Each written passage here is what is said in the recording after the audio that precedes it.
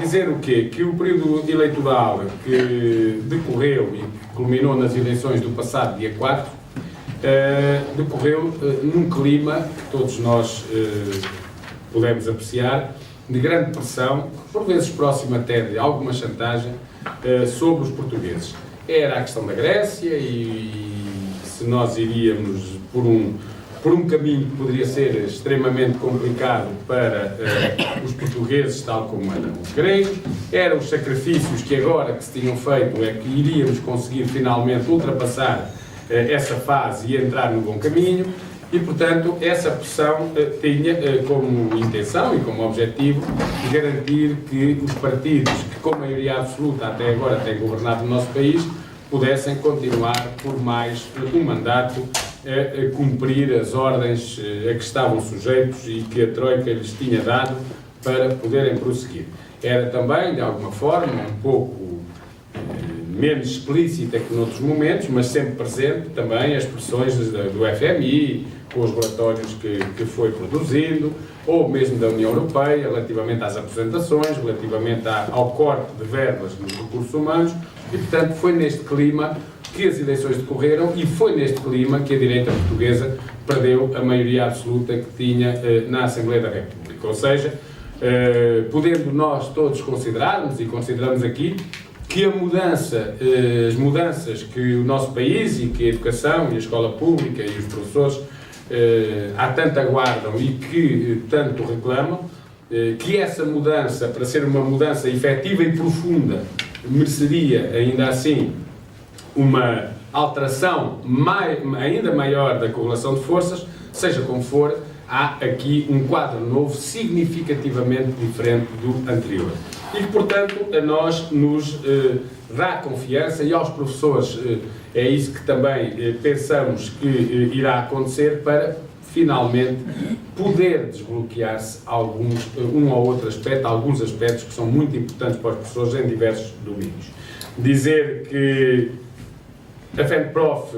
orgulha-se também de, nestes 4 anos, e apesar de todas as dificuldades que nós vivemos, de ter contribuído para que o desgaste de uma maioria que atacou a escola pública como nenhuma outra, ou seja, não se tratou apenas, nos 4 anos anteriores, de fragilizar alguns dos alicerces da escola pública. Não se tratou apenas de um problema de fragilização, muitas vezes decorrente de quebras orçamentais, de financiamento, etc, etc. Não. Tratou-se mais do que isso, embora também os 3.294 milhões de euros que a educação perdeu nestes 4 anos não são sumenos, porque é uma importância elevadíssima, não é? Mas nós tivemos aqui um ataque que tinha muito de ideológico, de transformação da escola pública em algo diferente do que aquilo que a Constituição da República e a própria Lei de Bases consagra, ou seja, uma escola com uma matriz democrática, uma escola que é para todos, uma escola que é inclusiva, uma escola que tem qualidade e, portanto, houve aqui não apenas medidas que tinham um caráter economicista e que, portanto, fragilizando financeiramente a escola, também fragilizavam as suas respostas. Tivemos aqui uma intenção que tinha a ver, e tem a ver com um ideário que este governo tinha e que, aliás, ainda hoje se via quando, por exemplo, o Sr. Ministro da Educação, ou alguns jornais hoje falam nisso, tanto se orgulha de ter conseguido aumentar o número de alunos que estão a optar pelas vias vocacionais e quando, fazendo uma apreciação do que se passa nas escolas em relação aos cursos vocacionais, aquilo que podemos dizer é que são autênticos depósitos de alunos indesejados nas outras vias e nos outros cursos. E, portanto, é para ali que se despeja, é para ali que se atira, é para ali que se simula que se faz alguma coisa que não serve para nada, ou seja, as práticas, neste caso, que deveriam ser, em muitos casos, práticas a desenvolver nos próprios locais de trabalho, empresas onde os estágios se iriam desenvolver, não acontecem, são simulações, muitas vezes até, em muitos casos, estas escolas não são mais do que, como disse, o depósito de alunos que têm tido 2 reprovações no mesmo ciclo, ou 3 reprovações em ciclos distintos, então são para ali despejados. Aliás, é até uma coisa curiosa, que se o aluno não tiver esse número de reprovações, nem pode ir para ali, o que mostra bem o nível que o Ministério da Educação atribui a estes cursos. E o grande problema e a grande preocupação é que, como disse o Ministro, isto já não é só uma experiência, esta é uma generalização. E nós até gostávamos de saber, porque não conhecemos, que a avaliação foi feita da experiência. Se foi feita uma avaliação da experiência que decorreu em algumas escolas, antes de generalizar e já irmos num número de milhares de alunos nestes cursos vocacionais, que efetivamente são uma desvalorização completa daquilo que deve ser a qualidade do ensino em Portugal. Mas sobre isto dizer que nós não vamos ficar pela preocupação, vamos conhecer profundamente o que é que está acontecendo nas escolas com estes vocacionais, o que é que eles estão a representar para estes alunos, para o que é que serve e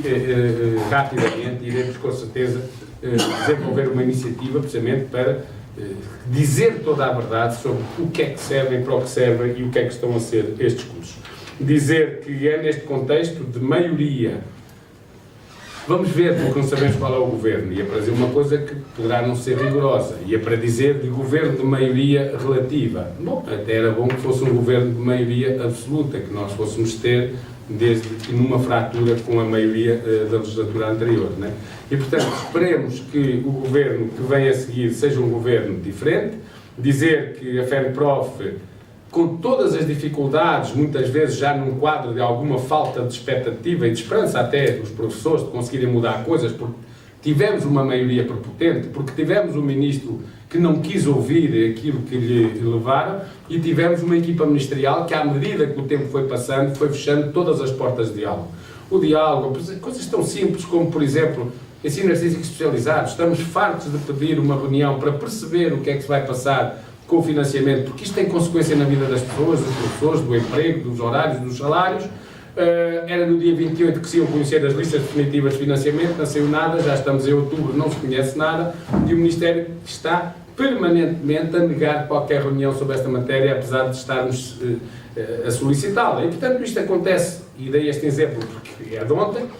ontem, mas podia falar em relação a um conjunto amplo de matérias em que, de todos os momentos em que nós entendemos que era importante discutirmos, não acontece. Aliás, relativamente ao Sr. Ministro da Educação, que é o titular da pasta e que é aquele que politicamente deveria dar a cara para discutir as questões que têm a ver com a educação, com o ensino e com as políticas em curso, há mais de 2 anos que não vemos o Sr. Ministro, a não ser na televisão, fortuitamente a passar na rua, ou seja,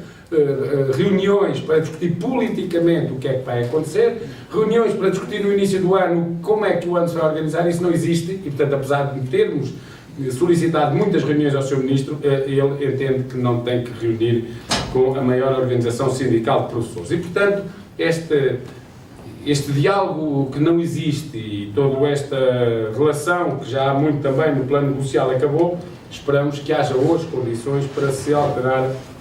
profundamente. E, portanto, entendemos que neste momento há condições, independentemente do governo que vier a tomar posse, para ir por outro caminho. Só para termos uma ideia, nós pusemos nas pastas dos seus jornalistas precisamente a lista de todas as ações e lutas em que a FENPROF esteve envolvida, os professores participaram e que foram protestos contra as políticas, foram momentos também de apresentação de propostas e de exigências ao Ministério da Educação. E, para quem às vezes fica com a ideia de que nestes 4 anos os professores lutaram pouco, bom, só dos professores, e sem falar aqui de participação em outras ações da CGTP, da Frente Comum, etc., mas só de professores tivemos 8 manifestações, tivemos 6 greves, uma delas a maior greve de sempre dos professores, estou a lembrar-me aqui à greve, às avaliações, em período de avaliações em 2013, em junho. Tivemos aqui também greve, por exemplo, a horas extraordinárias, que foi durante quase um ano inteiro que se desenvolveu. Uma caravana em defesa da escola pública, que durante um mês percorreu todas as capitais de distrito do país. Tivemos aqui muito trabalho nas escolas, muitas reuniões que nós fomos desenvolvendo e fazendo com os nossos colegas. Portanto, é um trabalho, mais recentemente, na municipalização, com ações em tribunal, tudo isto. Portanto, é um trabalho que nós nunca baixámos, mesmo reconhecendo as dificuldades, nunca baixámos os braços de desgastar, de dar luta a este governo, a estas políticas, e pensamos, portanto, que neste resultado eleitoral em que a maioria absoluta anterior perde precisamente essa maioria, há também um bocadinho que naturalmente se tem que atribuir aos professores e à FENPROF por nunca ter desistido de lutar contra aquilo que esteve a acontecer.